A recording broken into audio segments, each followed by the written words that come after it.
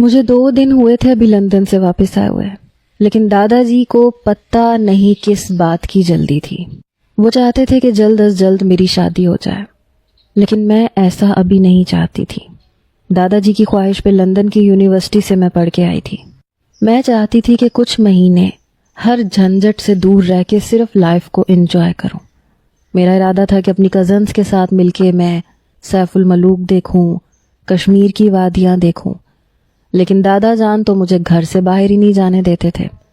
میری والدہ حیات نہیں تھیں، والد نے دوسری شادی کر لی تھی، اور میری دوسری ماں کا رویہ میرے ساتھ اچھا نہیں تھا، اس لیے میرا زیادہ تر وقت اپنے دادا جان کے ساتھ ہی گزرا تھا۔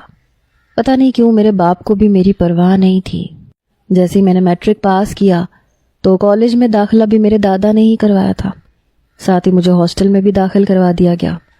وہ واپس پاکستان جانے لگے تو میں رو رہی تھی کہ دادا جان مجھے آپ کے بغیر نہیں رہنا۔ دادا کہنے لگے کہ پاکستان میں تمہارے لیے خطرہ ہے، تم یہیں رہو گی۔ پتہ نہیں کون سا خطرہ تھا، شاید انہیں یہ تھا کہ میری سوتیلی ماں مجھ پہ ظلم و ستم نہ کرے، کیونکہ ان کا رویہ میرے ساتھ بہت برا تھا، اور جب سے شادی ہوئی تھی میرے باپ کا رویہ بھی مجھ سے بدل گیا تھا، اور جب وہ اپنی بیوی کے ساتھ مل کے مجھے ڈانٹتے تھے تو دادا جان کی میرے بابا سے لڑائی ہو جاتی تھی۔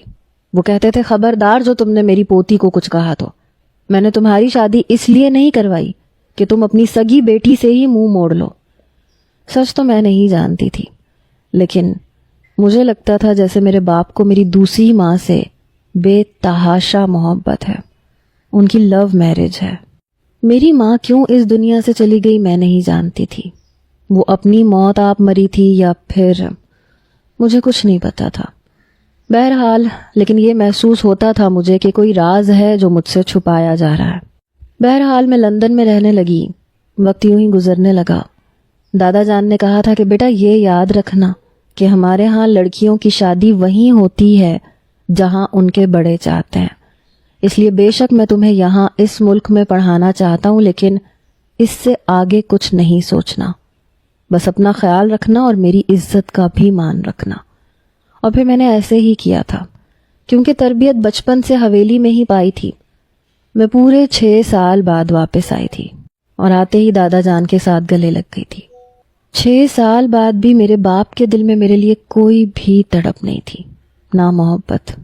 بس میرے سر پہ ہلکا سا ہاتھ رکھا اور پوچھا کہ کیسی ہو۔ میرا دل چاہا تھا کہ میرا باپ مجھے گلے لگائے، اپنی شفقت مجھ پہ نچھاور کرے۔